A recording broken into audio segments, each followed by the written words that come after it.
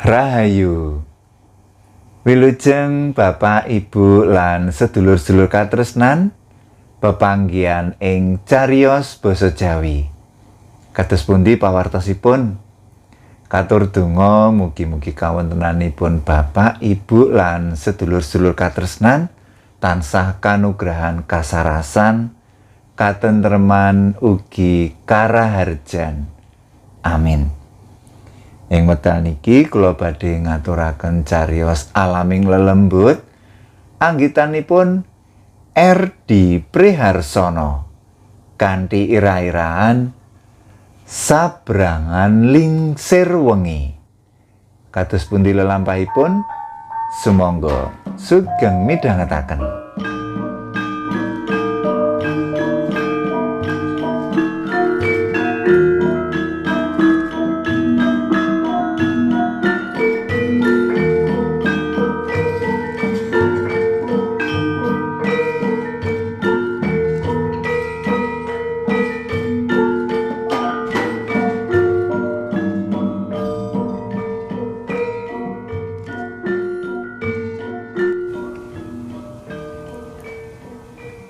Bengi kuwi Raharja nglembur ing pabrik nganti tengah wengi.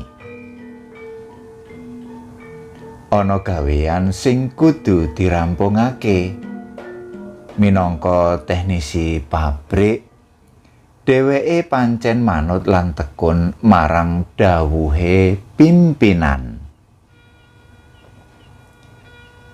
Mas Jo, aku njaluk tulung. Bengi iki panjenengan nglembur ya. Ana mesin pabrik sing rusak lan kudu enggal didandani. Bab hitungan lembur sesuk gampang urusane personalia, Mas. Kandhane bose sore mau. Raharja mung bisa sendika dawuh nuli enggal ngleksanani tanggung jawabe dikancani Kardi. Ya ngene iki sing jenenge buruh pabrik. Senadyan gajine mung sethithik nanging tetep kudu sengkut nyambut gawe, kepara malah kudu nglembur manut dawuhe atasan. Sinambi ndandani mesin, Raharja lan Kardi gremang-gremeng.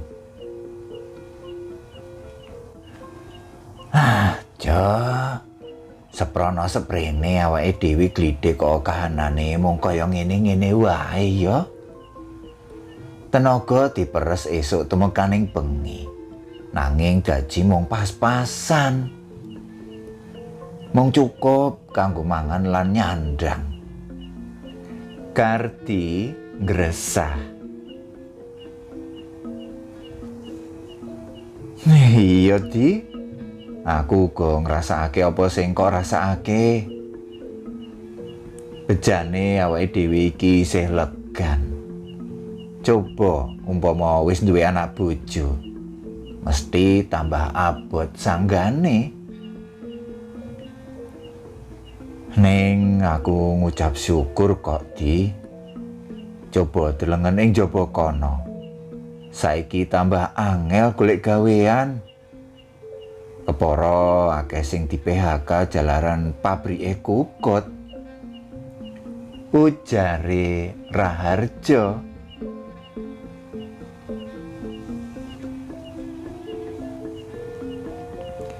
Wekasane bengi kuwi mesin pabrik bisa didandani. Sawise ngresiki tangan, lelorone arep mulih. Raharja nuli mlaku menyang parkiran pabrik saperlu njupuk sepeda motore.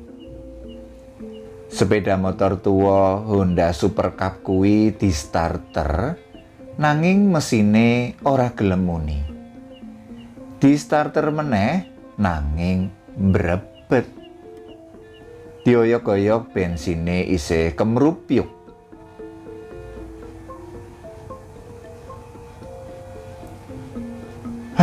Ya ngene iki nasibe buruh. Arep tuku motor anyar wae ora kuat. trimo Super Cup kawak. Batine Raharja karo unjal ambekan. Raharja nuli bongkar busi banjur diresiki. Nanging senadyan wis diutek-utek, tetep wae motor tuwa kuwi mogok. "Ayo, bareng aku wae, Jo. Tak boncengke tekan omahmu. Motormu tinggalen pabrik wae," ujare Kardi sing kawit mau telaten nunggoni Raharja. "Ora Di, kadoan kowe mengko. Wong omahmu kulon kono, dene omahku wetan." Ora apa-apa, Jo. Laling sir wengi ngene, kowe arep numpak apa? Wes, ayo tak barengi, pangatake Kardi. Raharja meneng. Mikir-mikir piye amrih padha penake. "Wes, ngene wae Di. Aku terno tekan sabrangan kono wae. Yen kowe ngeterake aku mubeng liwat Kertek Kidul kono, mengko mesti kadoan," kandhane. "Lah terus saka sabrangan ngetan kowe numpak apa?" "Rak ana tukang tambang," ujare Raharja karo mbalekake busi sing mentas dibongkar. "Lah bengi ngene, apa ana tukang tambang sing melek?" "Mengko disawang dhisik. Yen ana tukang tambang, aku tak mudhun kono. Nanging yen ora ana wonge, kepeksa aku njaluk tulung kowe ngeterake mubeng liwat Kertek Kidul." "Ayo wis, oke," wangsulane Kardi. Wusanane Kardi mboncengake Raharja tekan tambang Kali Gedhe. Mudhun saka boncengan, Raharja lan Kardi plingukan. Katon sepi. Blas ora ana pawongan.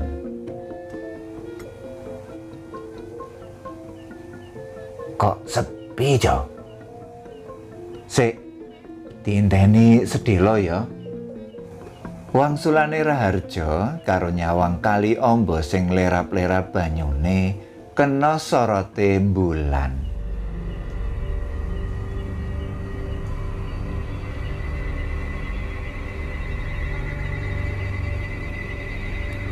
Dumadakan ana blegere pawongan metu saka prau tambangan. Tangane awe-awe Raharja nuli mudhun menyang prau, dene Kardi balik ngulon terus bablas mulih. "Nyuwun tulung, kula disabrangaken, Mbah," ujare Raharja. "Nggih, Mas. Monggo mlebet prau," wangsulane tukang tambang sing ora pati cetha praupane kuwi. Sanadyan arang nambang, nanging Raharja apal sapa wae sing dadi tukang tambang ing kono. Biasane wonge isih enom, nanging bengi iki tukang tambange kok wis tuwa. "Sampeyan napa tukang sabrangan enggal, Mbah? Biasane rak sanes sampeyan," takone Raharja mecah kasepen. "Nggih, Mas. Kula namung gentosi kok," semaure karo melahi prau alon-alon. Ing tengah kali, Raharja nyawang praupane tukang tambang. Pasuryan sepuh kuwi katon pucet, rambute sarwa putih. Prau terus lumaku nyabrang kali. Sing dirasakake Raharja senadyan wis suwe ing tengah kali, nanging ora enggal tekan sabrangan. Biasane 5 menit wae wis tekan. Nanging iki rasane kok kaya nyabrang ketapang Gilimano ing Selat Bali.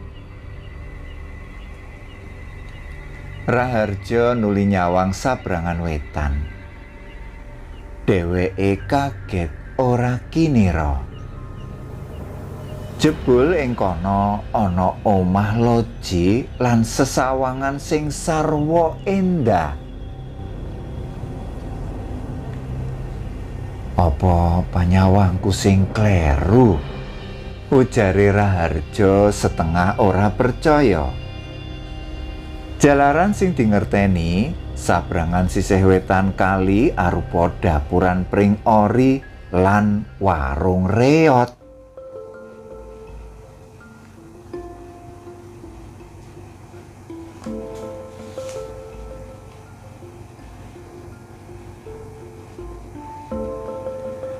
Tekan sabrangan wetan, Raharja dipapak pawongan menganggo busana sarwa endah. Sugeng rawuh, Mas. Monggo pinarak wonten ing griya kula. Ujare. Raharja mlenggong. Nggih, matur nuwun. Semaure glagepan. Dheweke isih mikir-mikir, sejatine iki ing tlatah ngendi? Monggo dahar wonten mlebet griya, panjenengan temtu sayah. Kandhane pawongan liyane sing uga nganggo busana sarwa ireng.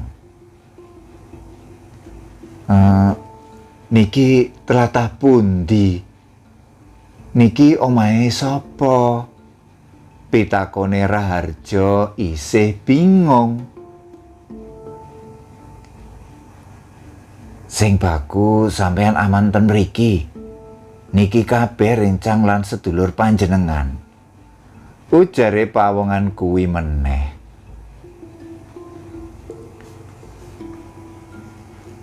Raharja banjur diarak mlebu omah sing sarwa mewah kuwi. Selawase urip, ya lagi iki Raharja mlebu omah sing kahanane gumebyar.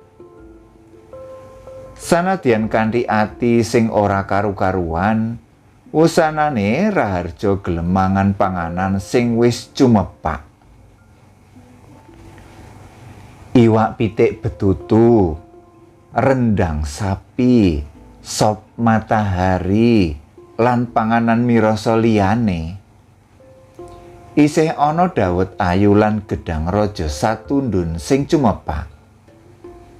Jalaran saka luwene sega salawe kuwi dipangan nganti tandas.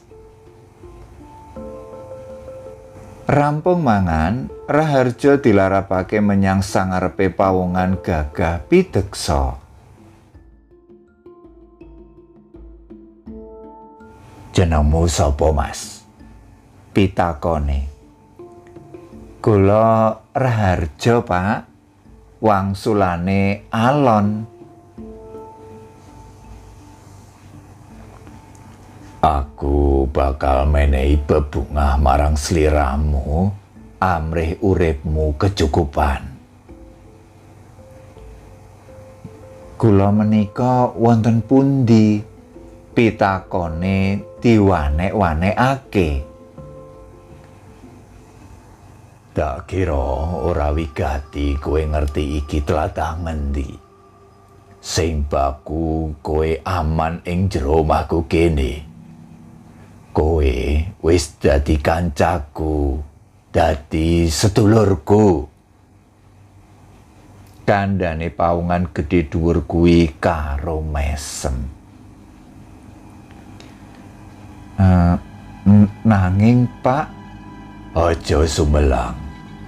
tenangno pikirmu. Aku bakal ngundhakake derajatmu. Aku ngerti uripmu banget prasaja. Mula aku pengen nulungi kowe supaya uripmu bisa sugih blegedu. Dadi wong sugih kuwi kepenak. Ngendi-ngendi diajeni liyan. Kowe rak yo kepengin duwe omah mewah lan mobil anyar to? Leres. Gesang kula pancen namung prasaja lan kula pengin sugih. Nanging ana syarate. Syarat punapa kemawon badhe kula lampahi sauger kula saged dados tiyang sugih? Semaure sumringah. Syarate gampang. Setahun sepisan kowe kudu setor nyawani salah sijine keluargamu marang aku. Yen sarujuk kowe bakal enggal sugih. Kanggo nylamur kembang lambene tangga teparo, kowe cukup gawe usaha cilik-cilikan. Nanging yen kowe ora setor nyawani keluargamu, kowe bakal tak kunjara. Ujare sinambi guyu. Dumadaan andahane paraga gagah piteksa kuwi nglandang saperangan uwong sing dirante tangan lan sikile banjur dijlongkrokake ing sangarepe Raharja. Awake kuru, sandangan sarwa lusuh. Kaya ngene iki nasibe wong sing wis tak wenehi pesugihan ning Banggal. Kandhane Raharja nyawang kanthi permana siji mbaka siji pawongan cacah 10 kuwi. Dek. Raharja njenggirat kaget. Dheweke tepung ing antarane pawongan kuwi. Ana kancane jaman sekolah. Ana sing tilas juragan sugih ing desane. Juragan kuwi biyene kawentar sugih. Nanging banjur ilang tanpa tilas. Tanpa ana sing mangerteni ana ngendi dununge. Jebul dheweke dikrangkeng ing loji iki.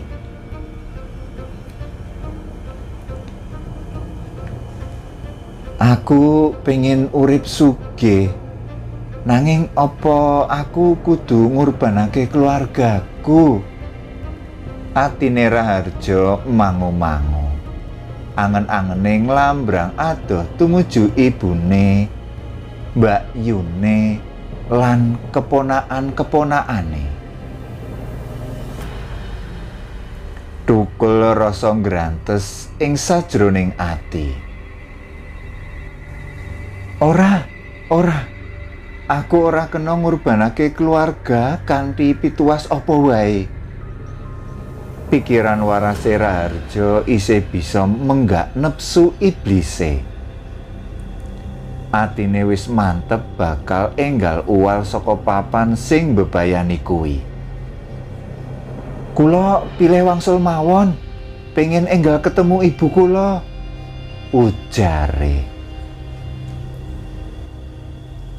Tak elingke sepisan meneh. Apa ora pengin kowe urip kepenak dadi wong sugih? Yen kowe gelem setor nyawane keluargamu, uripmu bakal mulya. Derajatmu bakal mumbul dhuwur. Sapa wae bakal ngajeni kowe. Nanging Raharja kukuh nulak pangiming-iminge mau. Atine isih bening. Ora, aku arep mulih, ucape Tatak. Oh, bagus nek ngono. Suarane wong gagah piteksa kuwi gumleger kaya gluduk mangsa rendeng. Pengawal cacah 15 reguduk maju arep ngerangket Raharja. Raharja enggal endo.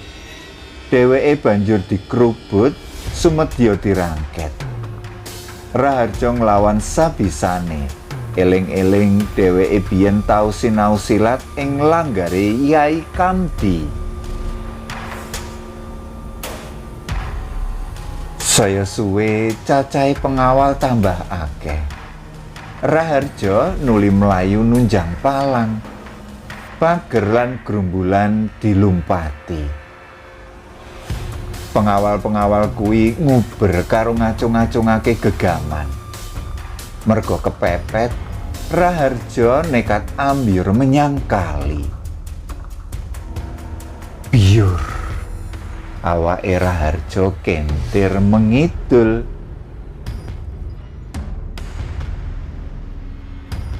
Esuke Raharja ditemokake mengkurep semaput ing sabrangan wetan. Sajake nalika kentir mau, dheweke mbudidaya nyaut tanduran sing tumelung ing kali banjur dienggo munggah menyang daratan. Saking kesele, Raharja banjur ambruk semaput. Klambine gluprut lendut. Sawise sadar, dheweke noleh ngiwonengen.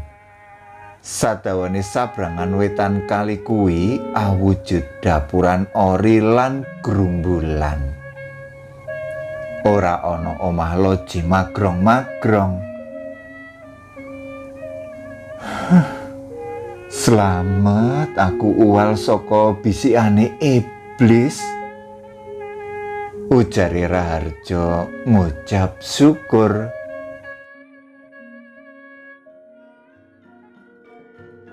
Cudhal. Mekaten waosan saking cariyos basa Jawi. Mugi ndadosaken panglipuraning penggalih. Cekap semanten kula nyuwun pamit. Matur nuwun.